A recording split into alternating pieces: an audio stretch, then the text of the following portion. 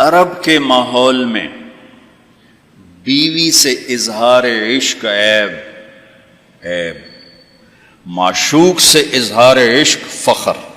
میری بات سمجھ میں آ رہی؟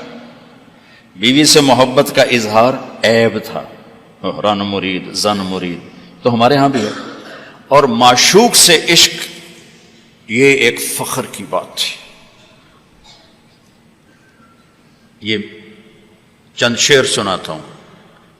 هل تبکین لیلا اذا مت قبلها وقام على قبر النساء النوائح۔ لیلا کے لیے اس کا مجنو، ہم تو مجنو کہتے ہیں، اس کا نام تھا توبہ، توبہ ابن السم الخفاجی، عراق کا قبیلہ تھا۔ خفاج مکے میں آباد ہے اب بھی، نام آیا نا لیلا کا۔ کما لو اصاب الموت لیلا بکیتها وجاد لها دمع من العین صافح، لیلا کا نام آیا۔ واغبط من لیلا بما لا اناله بلا كل ما قرت به العین طائح، پھر بھی لیلا کا نام آیا۔ ولو ان لیلا الاخیلیۃ سلمت علی ودونی جندل وصفائح، لیلا کا نام آیا۔ 4 اشعار ہر بیت میں لیلا لیلا لیلا لیلا، اس کی بیوی نہیں ہے، عشق ہے، اور وہ کھلم کھلا شعر کہہ رہا ہے۔ ترکت ہوا لیلا وسعدا بمعزل وعدت الى مسحوب اول منزلی، سعدا لیلا بثینا، یہ سب سچے کردار ہیں۔ اے ساڑھے ہیر رانجے دا وارث شاہ دا دماغ الٹا ہویا ہے تو اس لکھ چھڑی، یہ کوئی کردار نہیں ہے، سسی پنو لیلا ہیر رانجا یہ سب، لیکن یہ سچے نام لیلا، سعدا، بثینا، سعاد، یہ سب صحیح کہانیاں ہیں۔ تو میں لیلا کی سنا رہا ہوں، اور اس کا عاشق کھلم کھلا کہہ رہا ہے مجھے لیلا سے عشق ہے۔ اس کے باپ نے کہا تو نے مجھے رسوا کر دیا۔ حرم میں تھے، کہیں توبہ کر تو آج کے بعد لیلا کا نام نہیں لے گا۔ تو وہ شاعر بلیغ تھا، کہنے گا الہی تبت من کل المعاصی ولکن حب لیلا لا اتوب۔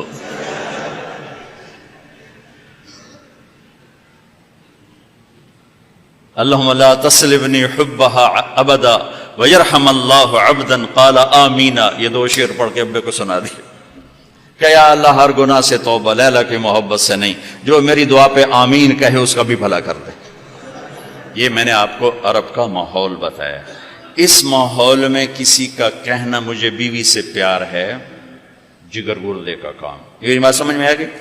اب سنو، مسجد میں محفل ہے اور میرے نبی سے ایک شخص پوچھتا ہے یا رسول اللہ من احب الناس الیک، آپ کو سب سے زیادہ کس سے پیار ہے؟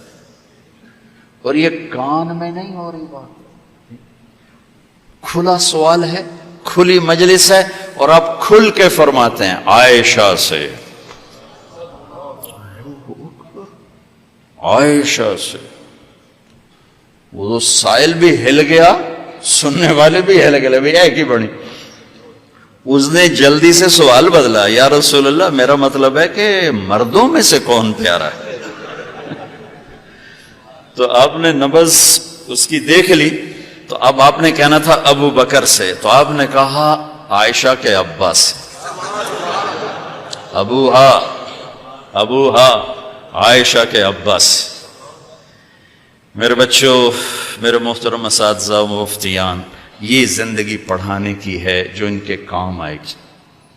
انشاءاللہ رفع یدین کرنے والے بھی جنت میں جائیں گے، نہ کرنے والے بھی جائیں گے۔ اگر کبائر سے اجتناب ہے، محرمات سے اجتناب ہے، تو اونچی آمین کہنے والی بھی جائیں گے، پست آمین کہنے والی بھی جائیں گے۔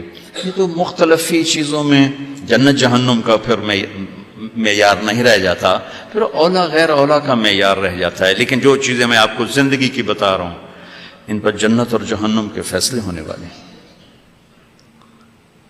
تو اپنے گھروں کو اگر آباد کرنا ہے تو اپنے نبی والے خوبصورت اخلاق اپناؤ، جس سے میرا گھر آباد ہوگا، آپ کے گھر آباد ہوں گے۔ ایک آیت سنا دیتا ہوں جس میں پوری زندگی موجود ہے۔ ہن لباس لکم وانتم لباس لہن، تمہاری بیوی تیرا لباس ہے۔ یہ اس سے تشبیہ ہے. آپ کا کیا خیال ہے؟ میں ابھی کپڑے بدل کر آیا ہوں، اس پر میں چائے گراؤں گا؟ خود سالن گراؤں گا؟ بلکہ وہ ضیافت جب کپڑے پہنے ہو نا دھلے ہوئے، تو ہم آستینیں چڑھا کے کھانا کھاتے ہیں کہ کہیں آستین سالن میں نہ ڈوب جائے. سامنے ہم کوئی رومال رکھتے ہیں کہ اس پر کوئی سالن کا قطرہ نہ گر جائے، کوئی چائے نہ گر جائے، کوئی داغ لگے تو فوراً دھوتے ہیں. کبھی دیکھا کسی نے اپنا کرتا پھاڑنا شروع کر دیا ہو؟ میں قربان جاؤں، قرآن کیا کلام ہے. ایک لفظ میں پوری زندگی سمجھا دی کہ جتنا لباس کو بچاتے ہو اتنے اس رشتے کو بچا لو تو زندگی آباد ہو جائے گی. ہن لباس لکم وانتم لباس لہن. اللہ عورتوں سے بھی کہہ رہا ہے کہ تیرا خامن تیرا لباس ہے، اور ہمیں کہہ رہا ہے تیری بیوی تیرا لباس ہے. دونوں کو اللہ نے سمجھا دیا کہ جتنا لباس کی حفاظت کرتے ہو اتنا اس رشتے کی حفاظت کر لو تو گھر آباد ہو جائے. غریب کا بھی مالدار کا بھی. گھروں کی آبادی کا تعلق نہ علم سے ہے، نہ فتوے سے ہے، نہ پیسے سے ہے، نہ فقر سے ہے. گھروں کی آبادی میٹھے بول سے ہے، اچھے اخلاق سے، محبت سے، اظہار محبت سے. ڈاکٹر عبدالحی رحمۃ اللہ علیہ کی پڑھ رہا تھا میں واقعات، تو اس میں انہوں نے خود ہی اپنا ایک واقعہ ارشاد فرمایا کہ میں اپنے ایک مرید کے گھر گیا کھانا کھانے، تو کھانا بہت بڑھیا تھا. تو فرمایا کہ کس نے کھانا بنایا؟ کہا جی بیگم نے. کہا بلاؤ. بلا کر کہا بیٹی آپ نے کھانا بہت اچھا بنایا تھا، آپ کا شکر گزار ہوں. تو اس نے رونا شروع کر دی. تو ڈاکٹر صاحب رحمۃ اللہ علیہ فرمانے لگے بیٹی رونے کی کیا بات ہے؟ کہا حضرت آپ کے مرید کے پاس 30 سال ہو گئے، ایک دفعہ کبھی اس نے نہیں کہا تو نے کھانا اچھا بنایا. بھائیو حوصلہ افزائی کرو، تعریف کرو. دیکھو خوشامد حرام ہے، تعریف تو حق ہے. وہ جو آتا نا اس کے منہ میں مٹی ڈالو، اس سے مراد تعریف نہیں خوشامد. میں بڑے اشکال میں رہتا تھا کہ حوصلہ افزائی تو حق ہے، اور یہ آ رہا ہے کہ جو تعریف کرو اس کو منہ میں مٹی ڈالو. تعریف تو حوصلہ افزائی ہوتی ہے. پھر ابن ماجہ پڑھاتے ہوئے میرے سارے سوال حل ہو گئے. یا معاذ ایاک والتمادح فانہ الذبح. معاذ خوشامد سے بچنا، یہ ذبح کر دینا ہے.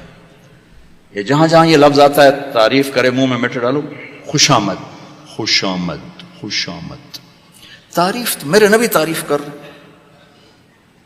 اپنے صحابہ کی کتنی تعریف فرما رہے، موقع موقع پر ان کی تعریف فرما رہے ہیں. تو اپنے رشتوں کو پانی لگاؤ میٹھے بول کے ساتھ، تعریف کرو. کھانا بنا دو کیا اچھا بنایا ہے، لباس پہنا کیا خوبصورت لگ رہا ہے. ماں کی تعریف کرو، باپ کی تعریف کرو، استاد کی کرو، استاد شاگردگی کرے. اس سے حوصلہ بڑھتا ہے.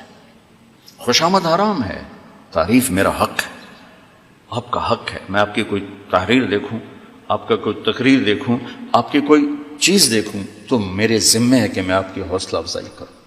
تو رشتوں کو پانی پلانے کے لیے حوصلہ افزائی، تعریف، کمیوں سے درگزر، اس سے میرے عزیزوں گھر آباد ہوتے ہیں. وہ عالم کا گھر ہو، مفتی کا گھر ہو، یا کسی ان پڑھ کا گھر ہو. گھروں کی یہ شکل و صورت 4 دن کا کھیل ہوتا ہے، پھر کشش ختم ہو جاتی ہے.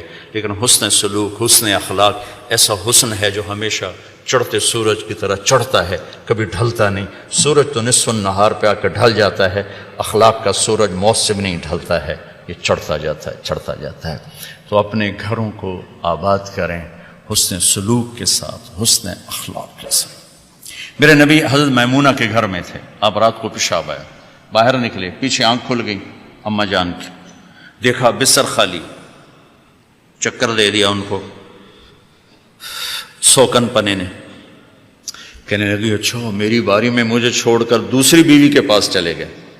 وہ سوکن پن کنڈی لگا دی. اللہ کے نبی آئے، دروازہ بند. آپ نے دستک دی، میمونہ دروازہ کھولو. کہا میں تو نہیں کھولتی. آپ نے کہا کیوں؟ کہا مجھے چھوڑ کے دوسری بیوی کے پاس چلے گئے. کہا اللہ کی بندی انی حاقن، حاقن کہتے ہیں زور سے پیشاب آیا.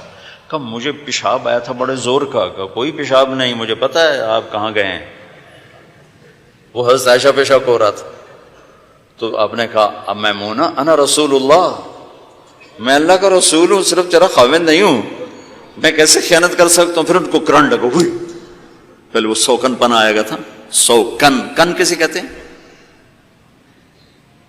لوہے کو تیز کرتے ہوئے، دھار بناتے ہوئے جو چھوٹے چھوٹے ذرات اڑتے ہیں نا، ذرات، اس کو کن کہتے ہیں۔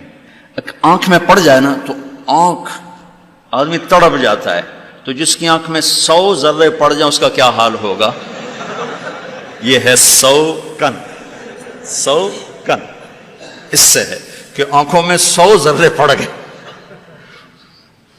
بشر ہے۔ تو انہوں نے کہا، آپ نے کہا میں اللہ کا رسول ہوں، میں خیانت کر سکتا ہوں؟ پھر تو جا کے نا دروازہ کھولا ڈرتے ڈرتے، تو اللہ کے نبی مسکراتے ہوئے آئے اور آ کر اپنے چارپائی پہ لیٹ، ایک لفظ نہیں، ایک لفظ۔ میرا عزیزو، یہ میرے نبی کی خوبصورت زندگی ہے جس میں یہ سارے دروس موجود ہیں۔